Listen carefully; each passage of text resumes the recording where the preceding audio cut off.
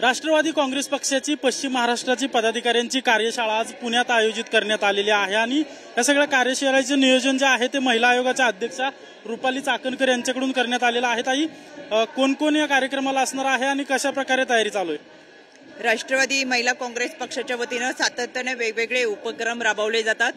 त्याचाच एक भाग म्हणून आम्ही विभागीय कार्यशाळेचं आयोजन केलेलं आहे। खरं तर या कार्यशाळेच्या माध्यमातून अतिशय चांगल्या पद्धतीचे वक्ते या आमच्या महिला भगिनींना मार्गदर्शन करण्यासाठी आम्ही आमंत्रित केलेले आहे। आजच्या पश्चिम महाराष्ट्र विभागीय कार्यशाळेचं उद्घाटन आदरणीय प्रांताध्यक्ष सुनीलजी तटकरे साहेब यांच्या उपस्थितीमध्ये होते। यामध्ये विधानसभेचे उपाध्यक्ष त्याचबरोबर पुणे शहर जिल्हा पिंपरी चिंचवडमधील सन्माननीय आमदार हे उपस्थित राहणार आहेत।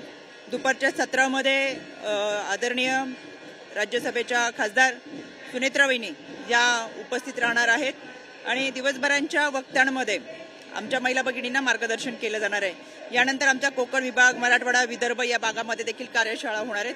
विशेष म्हणजे या कार्यशाळेच्या दिवसभराच्या आमच्या जिल्हाध्यक्ष, तालुका अध्यक्ष, प्रभाग अध्यक्ष अशा पदाधिकारी आणि या पदाधिकाऱ्यांना मार्गदर्शन करत खऱ्या अर्थानं राष्ट्रवादी महिला काँग्रेसची संघटना ही मजबूत आणि मोठ्या प्रमाणातली आहेत, पण अजूनही चांगल्या पद्धतीची ही संघटना बांधण्याचा सशक्त संघटन या माध्यमातून उपक्रम आहे। सशक्त संघटन केलं जातंय या माध्यमातून आगामी ज्या निवडणुका होणार आहेत स्थानिक स्वराज्य संस्थांच्या त्याची देखील तयारी केली जाते।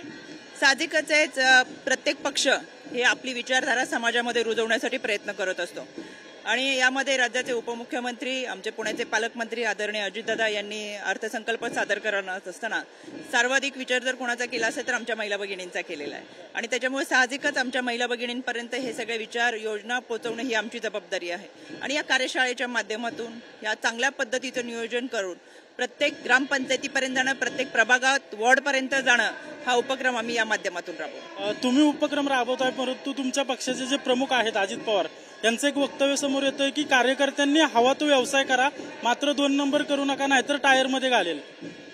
अतिशय चांगल्या सूचना आहेत दादांच्या। दादांनी कायम पक्षाची एक प्रतिमा आहे ती जपण्यासाठी कार्यकर्त्यांना सूचना दिलेल्या आहेत।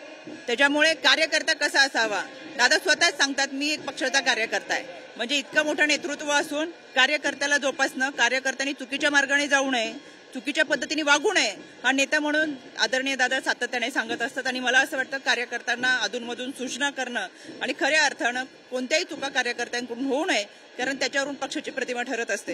त्याच्यामुळे साहजिकच आहे, दादा ज्या सूचना करतात ते कार्यकर्ते त्याचे पालन करत असतात। आणखी एक दादांचं वक्तव्य समोर येतं की पुढच्या 2.5 वर्षामध्ये उर्वरित आमदारांना मंत्री केलं जाईल, ज्यांना शब्द दिलाय ते मी शब्द पाळणारा नेता आहे। मग पुढच्या काळात आता जे मंत्री आहेत तुमचे त्यांना पदावरून कमी करून दुसऱ्यांना संधी दिली जाईल का?